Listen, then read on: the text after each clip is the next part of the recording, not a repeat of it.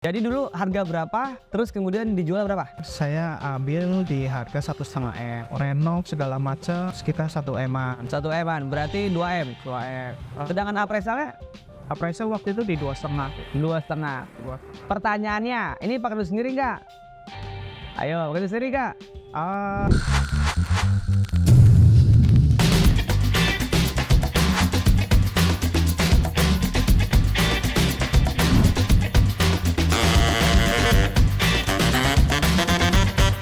Nah, ini kita akan tanya-tanya kisah suksesnya seorang Pak Rocky. Dulu ceritanya seperti apa sih? Mungkin dari keluarganya, apakah anak orang ada, apa mungkin orang tuanya dulu bekerja sebagai properti juga, atau mungkin pernah berbisnis juga propertinya. Saya pengen kulitin nih, wah nanya-nanya nih, kok bisa ya jadi berbisnis properti, apalagi yang punya kos-kosan yang luar biasa. Sekarang ada 4, terus kemudian mau berkembang lagi ke 6, ke 7 dan seterusnya. Saya pengen tanya dulu tuh, gimana sih Pak bisa seperti ini? Polanya gimana awalnya? Ceritanya gitu. dulu kebetulan kalau dari background keluarga saya maksudnya dari keluarga yang biasa-biasa aja, Pak. Oh, biasa Jadi, aja. orang tua saya dia punya toko kue. Kalau saya tinggal dari pedesaan, dari Cilacap kebetulan. Lalu merantau ke Jakarta pertama kali kerja ikut orang. Oke. 2017 memutuskan resign keluar. Oke, kerja berapa tahun waktu itu? Kerja 5 tahun. 5 tahun. Oke. Kerja 5 tahun memutuskan keluar, akhirnya mulai coba berbisnis segala macem. Di 2021 akhirnya di 2021 saya mau coba ekspansi. Oke, dari bisnisnya apa? 2017. 2017 sampai saat ini saya ada berbisnis untuk alat-alat listrik. Oh, alat listrik. Oke. Listrik, betul. Untuk yang ke pabrik-pabrik gitu. Automation. Oke. Dari mana awal kok bisa dari orang tua kah? Linknya dari mana atau pribadi kah dulu ceritanya? Kok bisa bekerja, habis kerja 2017 habis itu usaha. Nah, tingkat usaha itu sampai 2001 tuh kenapa usaha itu gitu loh? Kebetulan kalau saat itu saya kan di bidang electrical engineering dulu. Waktu S1-nya. Di bidang electrical engineering ini saya mau cari kerjaan yang berhubungan sama bidang yang sudah saya tekuni waktu itu. Kebetulan bidang electrical engineering di bagian robotik, saya cari kerjaan juga yang di bagian robotik. Di 2017 saya coba mau mengadu nasib. Mengadu nasib, keren. Oke, terus? Jadi kalau kerja sama orang ya kita bisa tahu lah limit kita ya Berapa? berapa gitu. Nah kalau kita sebagai wirausaha kan limitnya nggak ada batasnya gitu. Jadi saya mencoba peruntukan dari 2017 sampai saat ini ya. Kebetulan di 2021 saya mau coba berinvestasi waktu itu. Oke. Waktu itu saya lihat-lihat rumah di properti segala macam. Cuma saya lihat lagi returnnya itu kok kalau rumah itu kalau cuma sekedar disewakan kurang gitu. Nah kebetulan lihat-lihat YouTube, mungkin ada beberapa mentor yang ngajarin main bisnis kos-kosan. Lalu ada dari Fadimas juga. Di situ saya coba, ternyata properti kos pertama saya jalan nih. Oke. Penuh. Nah dari situ saya coba gulung terus, Keren. Nah, oh gitu. Jadi tahun 2017 kemudian ke tahun 2021 baru mulai nih. Dari 2021 sampai sekarang ini sudah ada berapa unit, Pak? Kalau yang sudah berjalan kita ada 4 unit. 4 unit, satu sudah laku terjual. Kebetulan ini lagi ada project kita lagi ada 3 project lagi akan dikerjakan. Nah, itu waktu itu apakah dari orang tua kah? Atau orang tua sebagai apa? Backgroundnya atau mungkin dari bantuan dari rekan, keluarga? Kok bisa? Oh sekarang ini. Kalau awalnya gimana? Kalau bantuan itu nggak ada ya, saya dari nol ya. Wah dari nol tuh, coba tuh. Oke, terus? Saya dari nol waktu itu datang ke Jakarta cuma bawa sisi laptop aja dicuri orang. Ya udah, jadi permodalkan itu ngerasain kerasnya hidup di Jakarta. Jadi ya udahlah, Saya punya prinsip kalau kita gagal itu nggak apa-apa asal kita udah coba. Tapi Oke. paling nggak kita tahu hasilnya itu akan berhasil atau tidak berhasil. Tapi kalau kita nggak pernah coba, itu kita udah tahu hasilnya itu nggak akan pernah berhasil. Oke. Jadi saya milih untuk coba walaupun saya tahu resikonya. Itu kata-kata hari ini. Apa itu kata-kata hari tadi?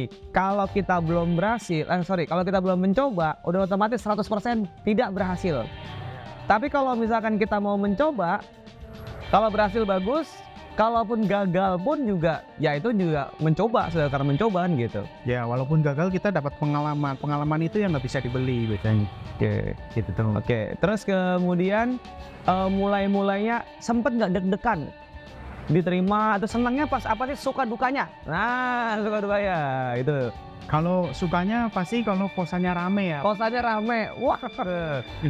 Itu nanti setelah berapa tahun kan posanya jadi punya kita sendiri ya. Oke, Lalu kalau dukanya ya mungkin ada komplain segala macam itu juga mungkin bisanya lah kalau di bisnis kos-kosan. oke, dukanya, Terus kemudian Pak Rocky katanya pernah ngeflip juga ya? Pernah. Ngeflip itu nggak nanggung-nanggung. Flipnya adalah flip kos-kosan. Itu gimana Pak awalnya banget? Dulu berapa, ya kan? Terus kemudian gimana dapatnya? Awalnya seperti apa? Belajar seperti apa? Dijualnya gimana polanya? Kalau dulu saya ambil kebetulan rumah yang memang under value. Under value. Jadi dari under value itu sebenarnya waktu kita jual langsung pun kita udah pasti untung.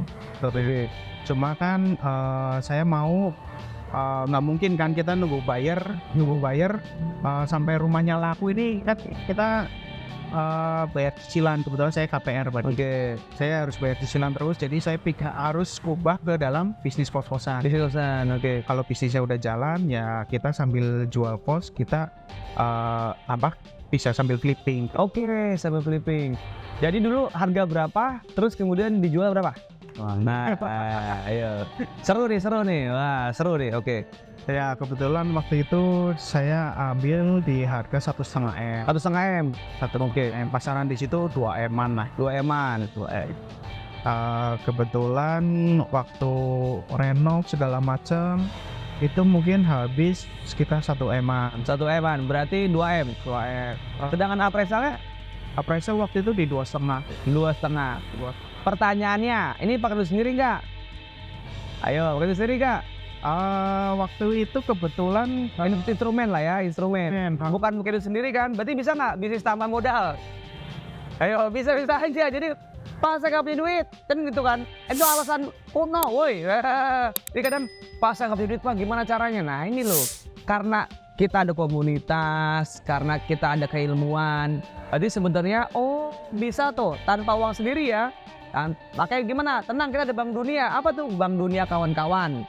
Bank Dunia apa lagi? Ya Bank Dunia instrumen keuangan, itu banyak gitu loh ya. Jadi kita sebetulnya banyak cara untuk mendapatkan properti. Oke, habis itu dapat berapa? Pas itu dari rumah rusak atau rumah yang udah kos-kosan? kalau waktu itu rumah udah tua sih. Sudah tua. Habis itu saya renov, saya tambahin lantainya supaya dapat kamarnya Lebih banyak. Nah dari situ udah laku. Kebetulan mungkin baru jalan 2 bulan langsung ditawar orang. Walah. Ditawar orang di cash atau KPR? Cash. Oh, cash. Cash. Tuh, indahnya dalam dunia properti. Dalam waktu 2 bulan, beres. Profitnya berapa? Hitungannya udah ratusan juta. Lumayan. Yang penting adalah ilmunya dulu. Makanya saya bilang, kadang orang, Pak, pertanyaannya gini, ikut workshop, ikut seminar, mahal atau murah? Murah. Kalau sudah tahu ilmunya. Kadang orang bilang, Pak, ikut seminar 25 juta, mahal nggak? Mahal. Terus kemudian ikut 5 juta, apalagi 5 juta nih? Mahal nggak? Mahal. Kalau nggak tahu ilmunya. Tapi begitu tahu ilmunya, Murah. itu banyak orang hitung-hitungan yang namanya leher ke atas. Saya bilang, dulu juga saya sama. Ketika saya belajar di salah satu guru gitu ya, saya bayar 25 juta. Kan 25 juta tahun 2012-2013 itu mahal banget. apaan nih ikut seminar itu, ikut workshop 25 juta itu. Saya bilang, oke saya pengen merubah nasib. Saya bilang, ada 3 mantra yang saya selalu ngomong. Apa itu? Supaya bisa, supaya mungkin, cari cara. Oh, saya cari cara. Untuk ikut ke seminar itu saya cari cara. Ketemu dengan orang-orang top bilang, Pak, saya mau jadi orang sukses. Saya mau pengen seperti Bapak. Boleh nggak Pak? Gitu ya. Ini ada keren banget Pak, anak muda Pak, ikut komunitas ini atau workshop ini umur 24 tahun, itu bisa punya perumahan. Ya kan? Saya pengen seperti ini. Nah, orang kaya itu dia punya banyak peluang tapi nggak punya waktu. Maka kita masuk aja di situ gitu. Saya bilang, Pak, ini saya masuk ke sini, tapi Pak, saya mau ikut sekolah ini. Boleh nggak Pak saya disupport? Oh, boleh dengan senang hati. Kenapa? Karena orang kaya itu seneng kalau ngeliat orang muda, anak muda gitu ya, mau belajar. Tapi orang kaya paling males ketika untuk bayar apa? Bayar utang. Jadi teman-teman, silaturahmilah kepada orang-orang kaya supaya teman-teman juga bisa seperti orang kaya. Seperti itu, betul apa ya? Betul. Nah, jadi ini sangat luar biasa. Terus kemudian akhirnya langsung dijual lagi dalam waktu 2 bulan itu. Kenapa nggak ditahan? Kebetulan waktu itu tawarnya lumayan. Kalau lumayan. Kalau saya hitung dalam waktu kurang dari setahun, returnnya itu bisa lebih dari 100%. Jadi saya jual. Returnnya sudah lari 100%. Itu pun juga dana instrumen orang lain, bukan dari pribadi. Woi gitu loh ya. Yang tadi bilang, Pak saya nggak punya duit, omong kosong gitu loh ya. Itu kadang-kadang orang banyak alasan aja. Jadi teman-teman harus yang namanya terus meningkatkan diri, meningkatkan kepercayaan diri. Hasil air kata sangat penting. Jadi, Pak nggak punya duit. Nah, udah, percaya nggak percaya, karena kita punya komunitas, semua bisa belajar dan bisa silaturahmi dengan orang-orang yang sudah sukses di bidangnya. Langkah-langkah apa sih yang harus kita perhatikan ketika kita mau mendapatkan properti ini dan kita layak? Ayo. Kalau langkah-langkahnya pertama dari luas tanahnya. Luas tanahnya, oke. Tanahnya, lalu kedua kalau saya itu lebar minimal harus 7 meter. Lebar minimal 7 meter. Nah ini namanya assessment. Jadi harus 7, 7 baru masuk. Kalau cuma 5, nggak masuk. 6, nggak masuk. Karena 7, nah minimal 7. Oke, terus habis itu apa lagi Pak? Nah setelah lebarnya baru kita lihat panjangnya berapa. Panjangnya berapa? Oke. Nah kita bisa kalkulasi dari situ kira-kira bakal dapat jumlah kamarnya berapa banyak. Kira-kira jumlah kamarnya. Nah cara ngitungnya tuh di Ternak Properti banyak gitu caranya gitu loh. Oke, habis itu dihitung lah. Nah habis itu secara itu kita lihat cash flow-nya kira-kira bakal dapat cash flow seberapa besar. Seberapa besar? Berapa besar? Bisa tahu cash flow-nya berapa besar tuh kira-kira gimana? Tahu dari mana? Jumlah kamarnya dikali harga sewanya, Pak. Oke, jumlah kamarnya dikali harga sewanya. Nah, harga sewanya tuh gimana cara menentukan harga sewanya? Nah, ayo loh. Kalau menentukan harga sewanya, pertama pasti kita lihat sekelilingnya ya. Oke, sekelilingnya, depan, belakang, kanan, kiri, terus kemudian teman-teman di daerah sini tuh ada yang jual kos-kosan berapa sih gitu. Oke, terus kita bisa lihat, paling gampang itu kita bisa lihat di aplikasi Mamiko, OLX segala macam. Dari situ kan kita bisa lihat, oh ternyata daerah situ tuh harga sewa termahalnya berapa, termurahnya berapa gitu. Data pembanding. Data pembanding. Nah ingat, data pembanding. Oke, terus? Nah dari situ kita tinggal adjust, kita mau masuk di segmen yang mana. Oke, segmen yang mana? Oke, segmen yang mana. Kira-kira untuk daerah-daerah tersebut paling banyak itu segmennya yang mana. Oke, kita masuk ke segmen yang paling banyak peminatnya biasanya. Itu. Oke, cara untuk paling banyak peminatnya tes dan ukur. Tes dan ukur juga. Oke, tes dan ukur. Nah, terus kemudian habis dari situ udah ada hitung-hitung, baru ajukan lah ke instrumen. Nah, instrumen keuangan. Jadi ke instrumen keuangan nanti diajukan. Nah, nanti ajukan, begitu ajukan dilihat, oh ternyata masuk nih. Bahkan profitnya lumayan. Passive income lumayan. Nah, itu. Jadi misalkan contoh ya. Ada income-nya total 40 juta. Biaya ya anggaplah 5 juta. Ya kan? Terus kemudian jadi saya 35 juta. Terus kemudian cicilannya anggaplah 15 juta. Ya kurang lebih 20 juta kan biayanya gitu loh ya. Jadi 20 juta lagi passive income. Enak selama 15 tahun. Tapi nggak apa-apa. Misalkan 10 tahun boleh, tapi kan kita dapat 20 juta per bulannya. Nah, dari situ Boleh nggak kita langsung jual lagi? Boleh. Dengan senang hati kalau kita mau cepet jual tek. Dapat yang namanya ngeflip. Ngeflip itu apa sih? Beli, renovasi, jual. Itu namanya ngeflip, flipper ya. Atau bukan dibeli, atau bukan direnovasi, tapi cuma DP doang, jual lagi. Nah, itu keren, luar biasa. Oke, habis dari situ apa pelajaran nih Pak? Nih, kita belajar apa pelajaran buat teman-teman semuanya untuk bisa berbisnis properti? Pelajarannya itu pasti jangan mudah menyerah. Pertama, awal memulai itu pasti susah untuk dapat properti yang benar-benar hot deals. Dalam macam itu pasti susah. Dari 100 mungkin nggak 100-100nya itu bagus semua. Mungkin dari 100 mungkin cuma ada 5 yang bagus. 5 yang bagus. Dari 5 yang bagus, terus lalu mungkin cuma ada 3 yang masuk kriteria, dan mungkin sampai akhir mungkin cuma ada 1 yang benar-benar Hot deals gitu. Jadi, nih teman-teman, yang cuman survei 10, wah capek Pak, wah panas, alasan, nah udah susah gitu loh. Tapi kalau ini beliau 100, kalau 100, nah yang cuman itu kriteria 20, dari 20 10, dari 10 5, dari 5 cuma 1. Jadi 100 cuman 1, coba bayangin. Nah, itu sangat penting banget. Habis itu apalagi Pak pelajarannya supaya oke tadi 1, jangan pernah menyerah, tetap praktek. Kemudian mungkin lapor progresnya, ya kalau memang ada mentornya, ya lapor progres. Terus kemudian evaluasi juga kan, lihat-lihat kanan kiri, depan belakang terus. Apalagi Pak kira-kira pelajaran pentingnya? Pelajaran pentingnya yang kedua adalah di mana kita bisa memikirkan grow ke depannya. Jadi kalau misalkan sekarang ini saya dari 1 kita harus punya target pada tahun depan harus 2 jual, tahun depannya lagi harus 3 keempat. Pokoknya setiap tahun kita harus punya target pelajaran pentingnya itu. Kalau kita mau maju dan berkembang terus gitu. Terus target supaya bisa tahu tahun ini sekian, tahun besok lagi 2, 3, 4 gitu. Jadi Grow-nya bisa berternak kos-kosan gitu ya, berternak properti kos-kosan. Oke. Terus kemudian dari situ apalagi Pak? Oh gini, saya mau tanya lagi tentang kira-kira pelajaran penting supaya tidak ada kesalahan dalam dunia properti. Apa pelajaran penting? Misalkan, apa nih tadinya jangan kayak gini, nanti kamu salah. Nah, jadi supaya saya dapat pelajaran yang penting dari Pak Rocky. Ya, kalau mungkin tipsnya, kalau mungkin cara milih kan pasti kan itu Pak Dim udah ngajarin di workshop, itu udah powerful. Paling kalau dari sisi saya tipsnya itu kalau untuk membangun sebuah kos yang bagus, paling tentu saja kita belajar dari mentor-mentor yang udah sukses di bidangnya. Oke, sukses di bidangnya. Di bidangnya. Kedua, tips dari saya itu adalah lingkungan yang mendukung. Lingkungan yang mendukung dan komunitas yang mendukung itu, Pak Dim.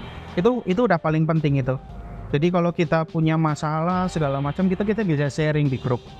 Dan itu yang kenapa saya ikut komunitas ternak properti juga, karena di situ banyak ya orang yang sudah sukses di bidangnya sih. Termasuk berpartner juga sama member ternak properti. Betul ya Pak ya? Dia Betul. yang project yang berapa? Project yang ke-67. 67 bisa berpartner bareng. Walah. Ini loh, indah ternak properti, makanya saya bilang ini kemurahan nih, admin kemurahan ternak properti nih, makanya udah dimahalin. Tapi ya nggak apa-apa lah, kita amal supaya teman-teman yang murah-murah itu kan sekali seumur hidup. Bener gak ya? Sekali seumur hidup. Jadi mau datang lagi boleh nggak? Boleh. Silakan. Apakah bayar lagi? Ya enggak, tinggal teman-teman ya paling ada hotelnya ya, bangku hotelnya tinggal datang lagi aja, tinggal bayar. Ikut lagi. Oke, apa update baru lagi? Dapat pelajaran baru lagi. Karena penting banget. Betul. Oke. Terus kemudian pesan terakhir nih untuk teman-teman yang benar-benar masih pemula banget Pak, atau mungkin masih karyawan, atau mungkin yang benar-benar pengen persiapan pensiun, apa langkahnya? Kalau untuk teman-teman yang masih karyawan, mungkin kita bisa investasinya leher ke atas dulu. Jadi misalkan gaji teman-teman misalkan 5 juta, itu 20%-nya kita sisihkan untuk alokasi ke leher ke atas. Kita belajar ilmunya dulu. Oke. Supaya nanti waktu teman-teman sudah ada tabungan, sudah ada duit gitu, kita bisa langsung praktekkan gitu.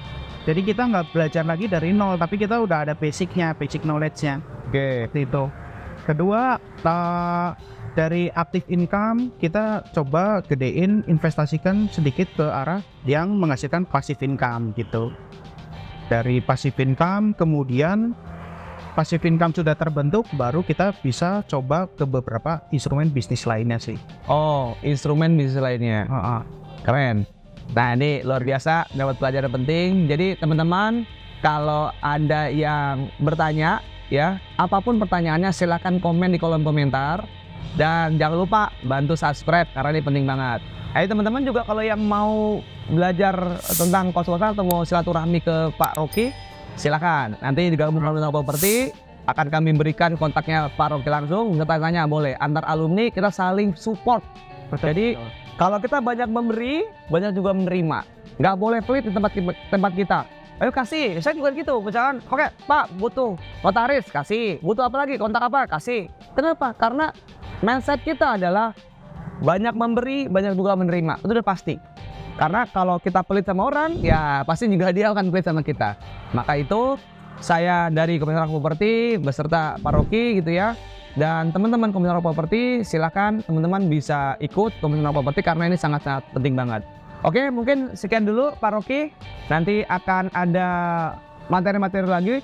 Teman-teman yang kira-kira mau dibahas tentang dunia properti silakan komen lagi di kolom komentar dan apa aja materinya dan bantu share ke teman-temannya.